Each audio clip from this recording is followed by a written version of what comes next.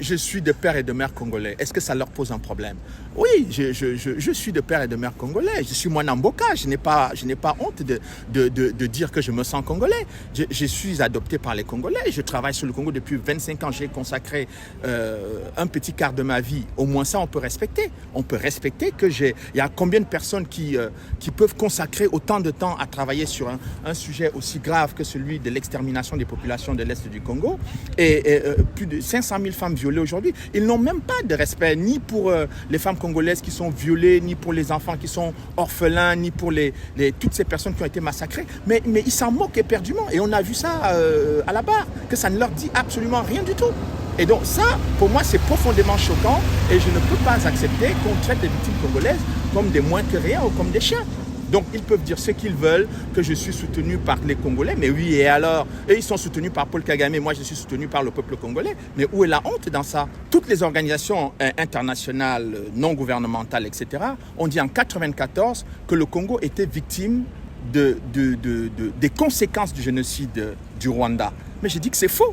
C'est faux, archi faux. J'ai démontré avec les cartes militaires à l'appui, c'est-à-dire les cartes de l'état-major de la MINUAR, les cartes de la CIA, les éléments du Pentagone et les cartes de la direction du renseignement militaire français. J'ai rassemblé énormément de documents de très très haut niveau pour expliquer que lorsqu'on voit comment le FPR a attaqué le Rwanda en 1994, ils ont attaqué à partir de l'Ouganda.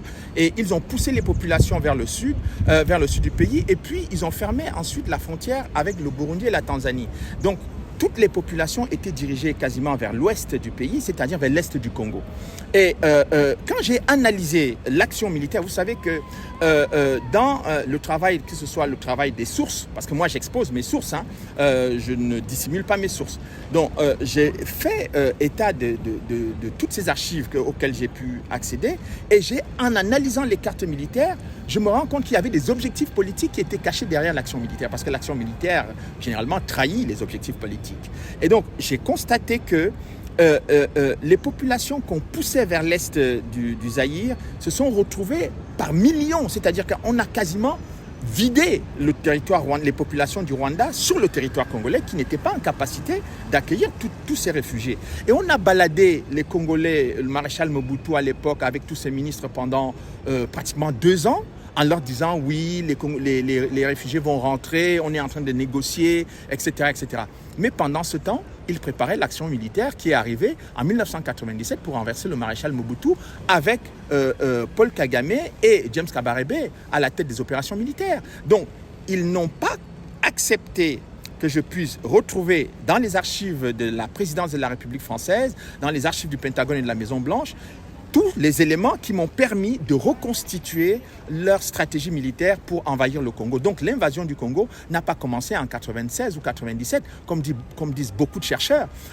L'invasion du Congo a commencé en 1994 avec ce que j'appelle l'invasion masquée par l'entremise des réfugiés, en poussant massivement les réfugiés sur le territoire congolais. Voilà la clé de l'élément. Si les gens veulent comprendre pourquoi je me retrouve devant le tribunal aujourd'hui, c'est parce que j'ai apporté les preuves sur cette invasion masquée et que j'ai mis en avant les documents qui sont les documents du Pentagone, de la Maison-Blanche, de l'Élysée, donc qui étaient en quelque sorte les structures politiques les plus élevées de la diplomatie internationale.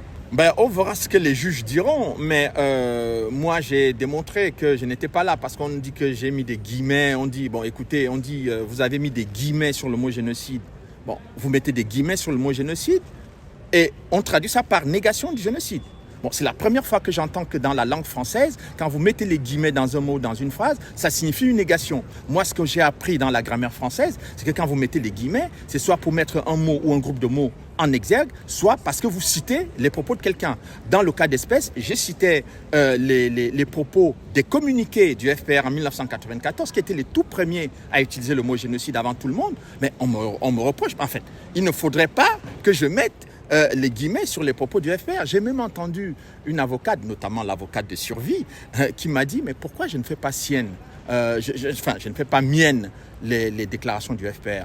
Mais vous voyez, c'est-à-dire qu'on vous dit de prendre pour vous les propos qui sont tenus par quelqu'un d'autre. Alors c'est hallucinant. J'ai vraiment l'impression que j'avais affaire au gouvernement rwandais en face de moi.